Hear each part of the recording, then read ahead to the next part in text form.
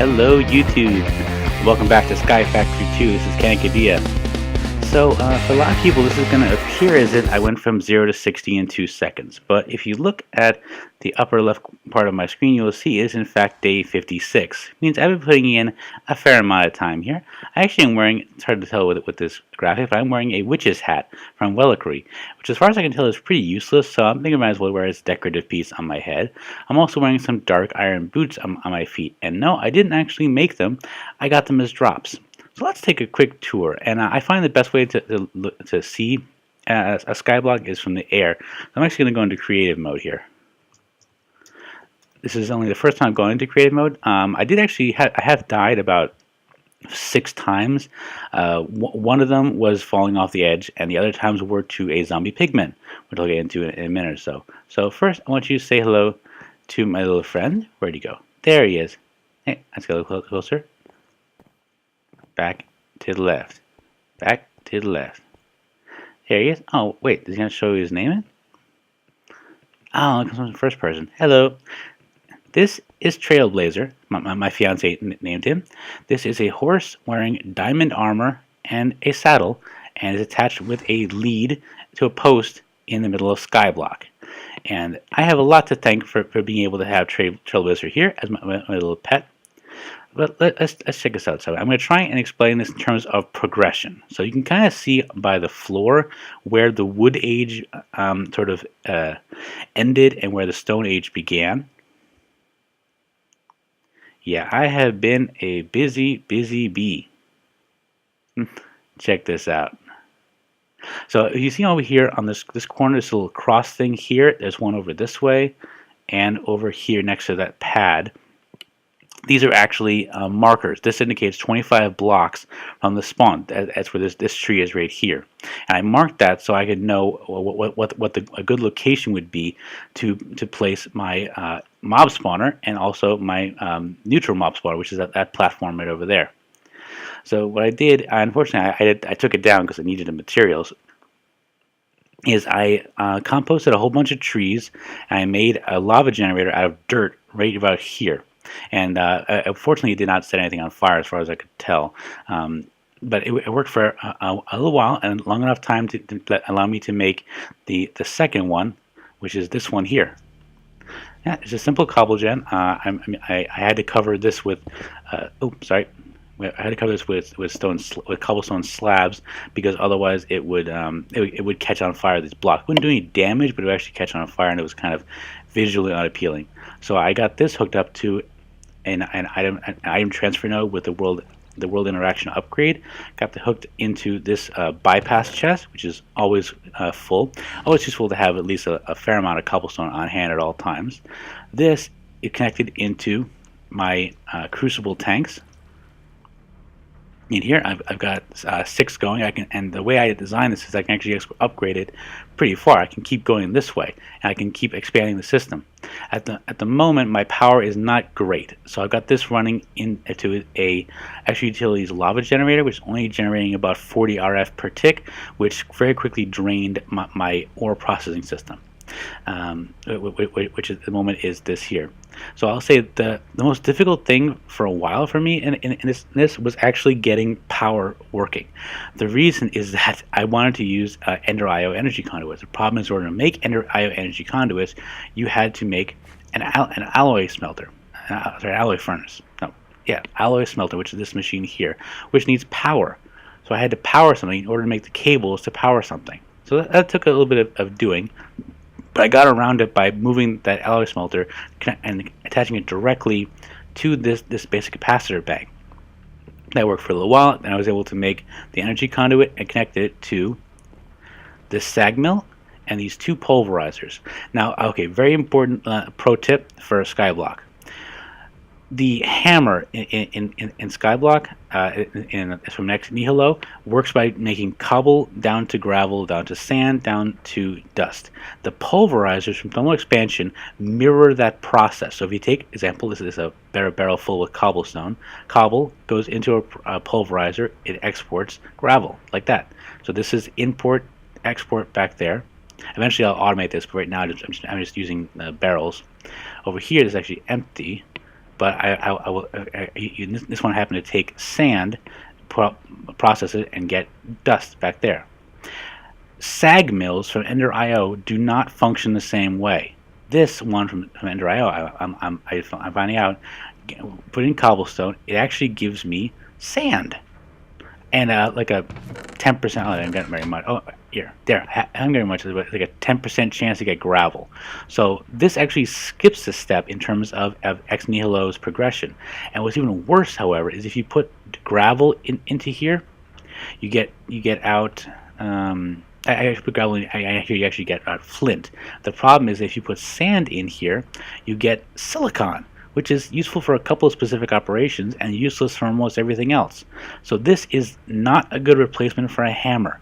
The pulverizers, although they are actually more expensive, and we'll get into that in a minute, they are a better solution than the sag mill. I did, however, want at least one sag mill because I happen to like they're better for processing. You can get a lot more stuff in here.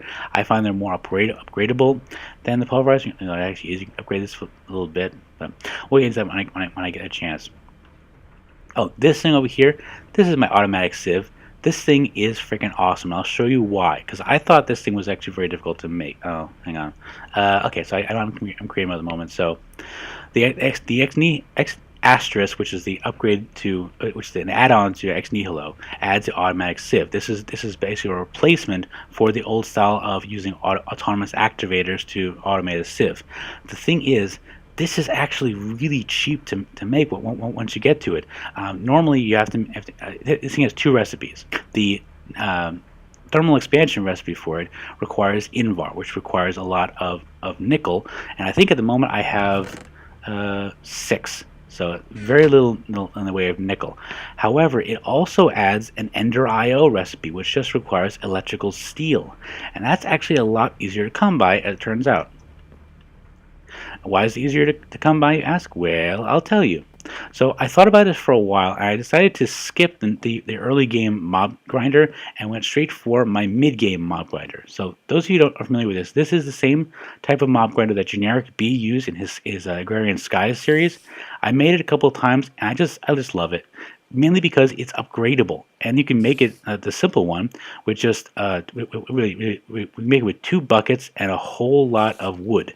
I think this was maybe about 6 stacks of wood blocks, so it's a fair amount here. I'm just going to open up a little bit so I can show you what it looks like.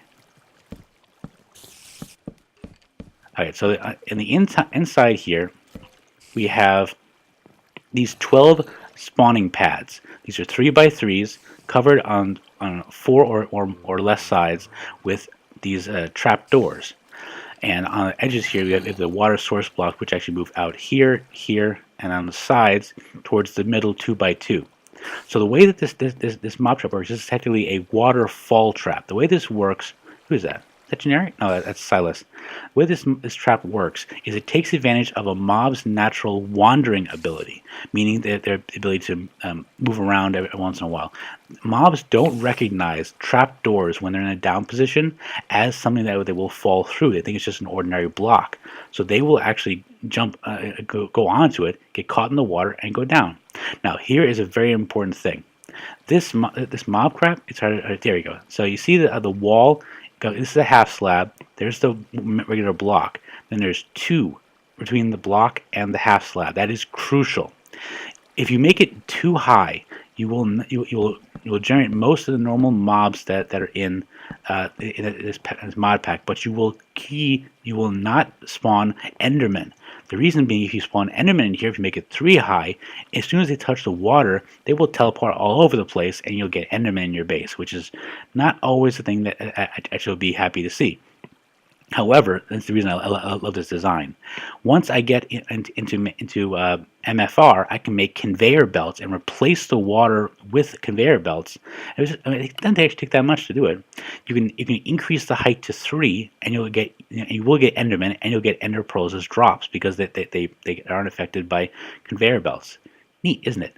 Another cool thing is one small change I did in this is opposed to the other 5 times I've done this design is you kind of see in here These are wooden spikes from extra utilities. Normally what I put in here are punchy sticks from thermal expansion, but at the time I didn't really have any sugarcane to make into punchy sticks. So what I did was I just took a whole bunch of wood, made some couple wooden swords, and made this instead.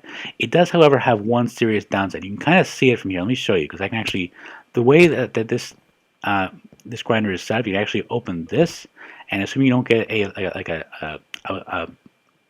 it's unlikely anything that's in there will come out.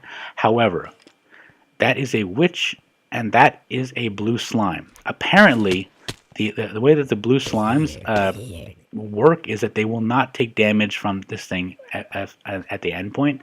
And witches, if they manage to cast a regeneration potion, which is actually somewhat similar, it's actually like 3 or 4 of them, they won't die when they land on the spikes. The cool thing about the cool thing about part of this design, though, is that I think because they were wooden spikes, I'm getting a disturbing amount of drops. Okay, oh, another thing I should show you, how I have this thing hooked up. So this is a vacuum hopper from open blocks. Simple enough. This was actually the second ender pearl that I was very lucky to get. The first ender pearl I used to make of course the first item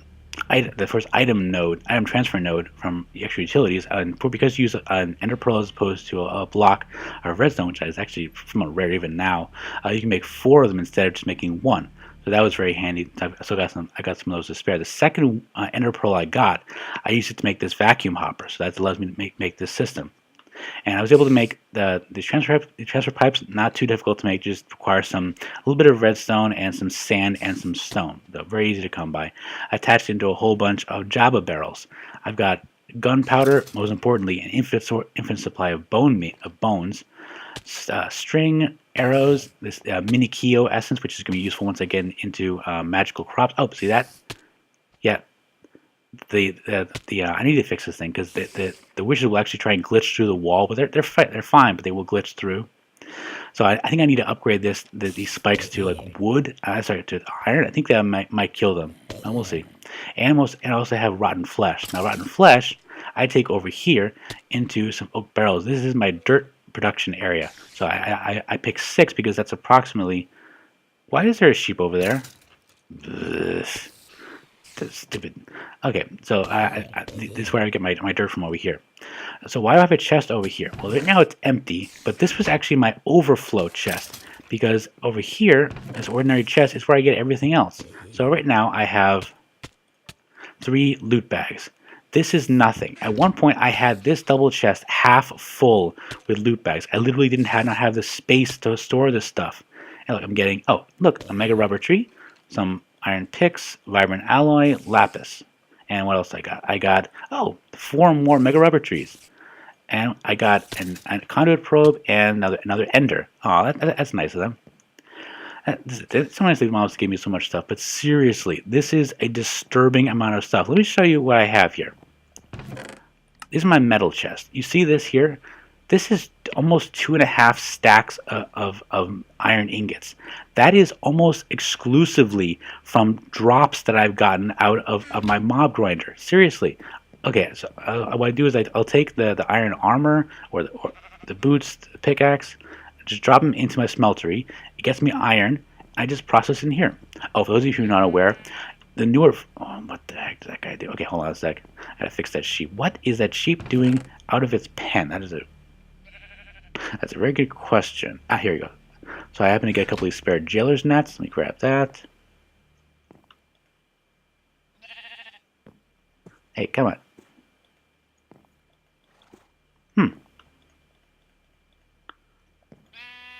That's weird. It's not working.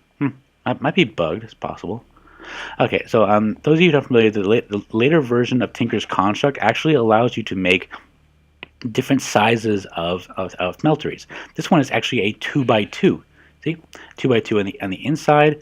I use seared glass because it actually requires less seared bricks than other models. This guy's going to get himself killed. I don't actually want that because I don't want him messing with my inventory. So, bye bye. Yeah, if he gets in there, he's going to mess up because he's going to get blood inside that. I'll have to clean it out. So this is a 2x2. I used the seared brick. I got 2 smeltery drains. Simple enough. Casting table and that casting basin. And look, I got a block of iron out of that.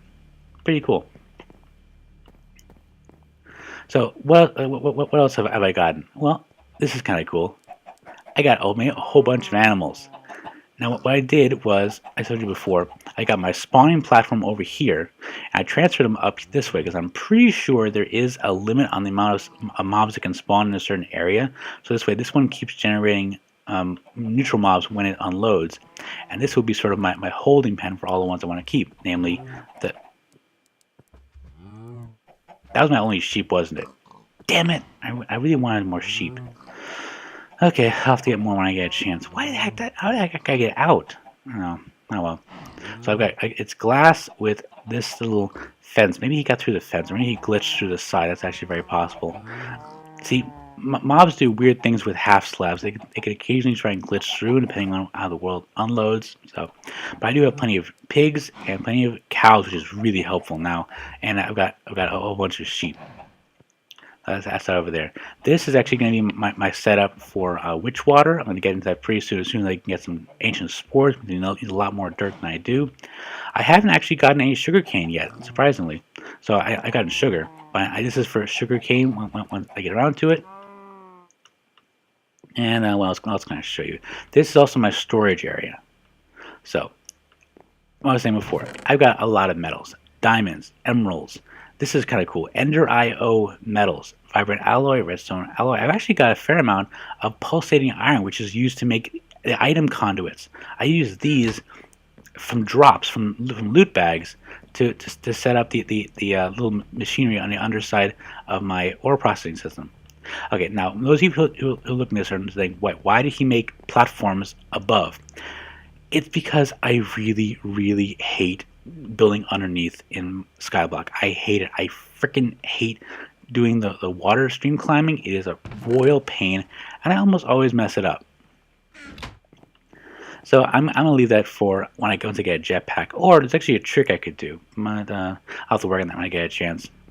So let's go through here, because I haven't actually looked at this thing in quite some time.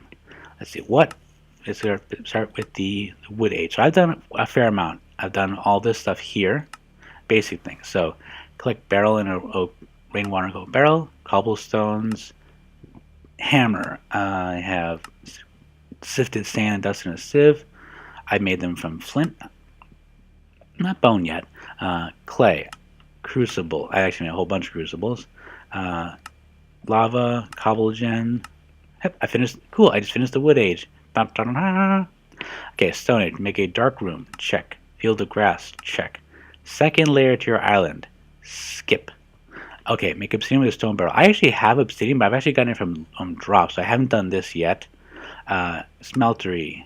I haven't done metal parts yet. I'm actually going to do that fairly quickly because I want to get into MFR, and I have not found any rubber saplings, so I have to actually use one of the mega rubber saplings, which is going to be a pain. So I want to make a lumber axe using Tinker's construct. Automatic generator, automatic kill, make a watering can, farming space. I have not gotten an Ninkyo seed yet. I have to make a mattock, sprinkler. Let's see. I think that might be it. Oh, no, here we go. Crafting a power of some kind. Okay, pulverizer, energy conduits. Haven't automated a farm yet. Haven't made an ender pouch. Haven't done a chunk loader. And I think that's it. Cool.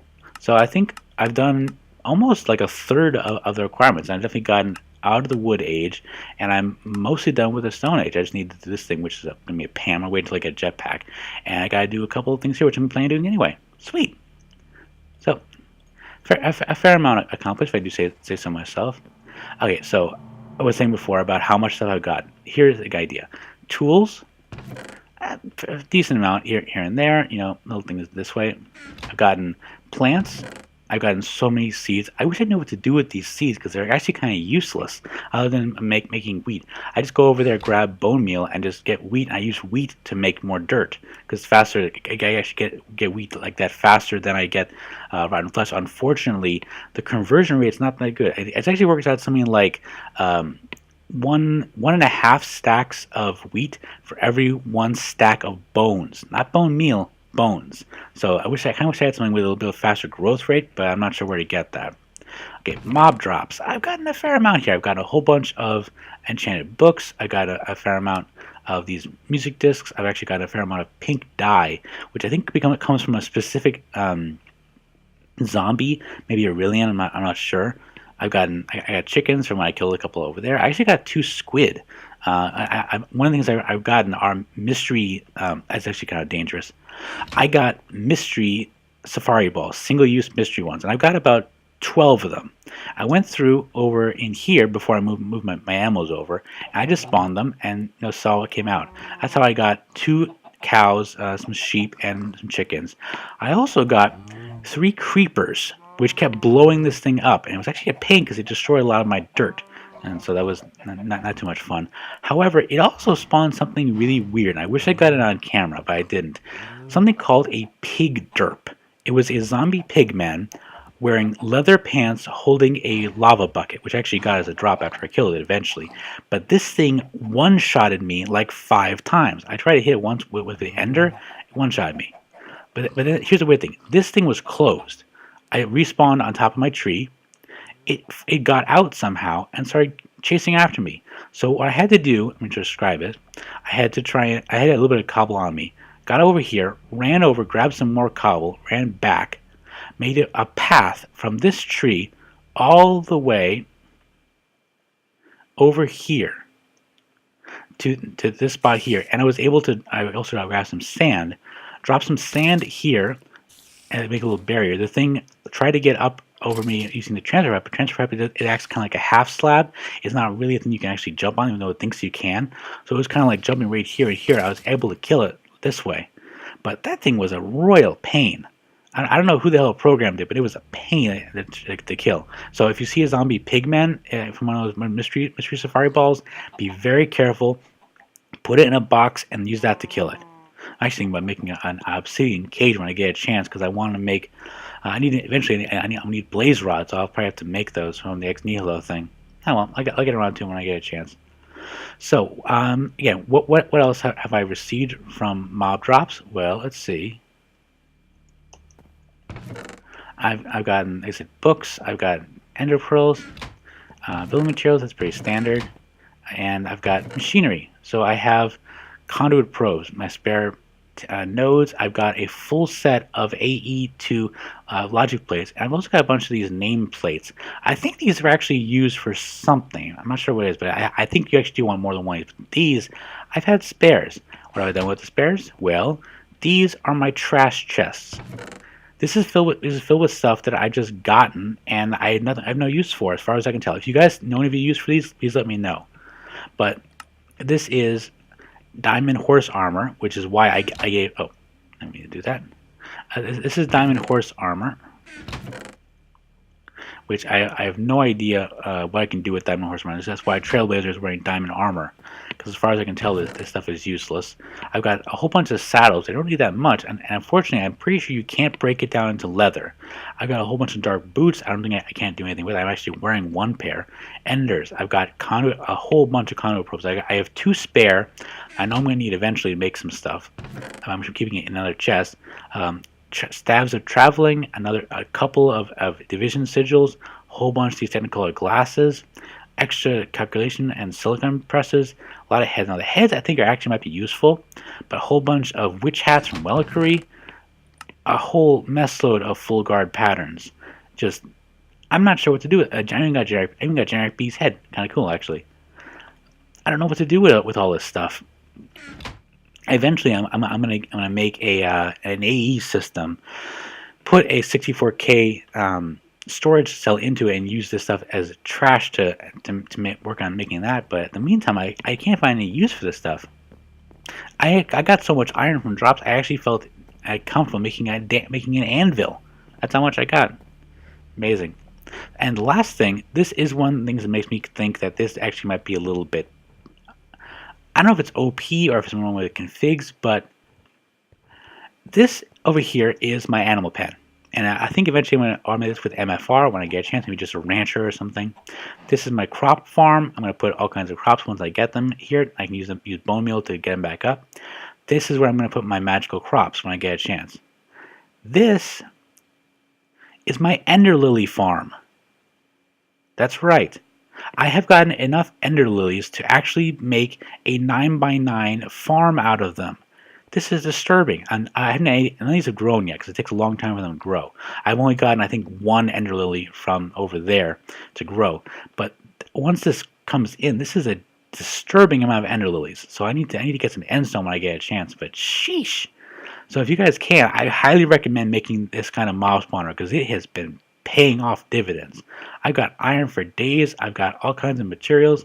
The one thing I need to do right now is work on my power system because this is kind of sad. Fortunately, I've actually got enough gold from golden apples. Let me show you this. See this gold? This is almost entirely from golden apples and a couple of gold ingots I got from mob drops. Yeah, I'm in pretty good shape. I say so myself. I mean, I don't mean to brag, but seriously, this is. I mean, yeah, it doesn't look very fancy. I'll agree. It kind of looks like a mushroom, and I've got a whole bunch of platforms here. But from above, I think it looks like a circuit board in a way. Got a row of capacitors, got transistors going over here. You got a big battery over this way. Eventually, I'll automate the different parts of it to work together. But at the moment, this thing is starting to take shape. So I'll leave you with this. This has been GenerikB for SkyFactory 2. And I'll see y'all next time.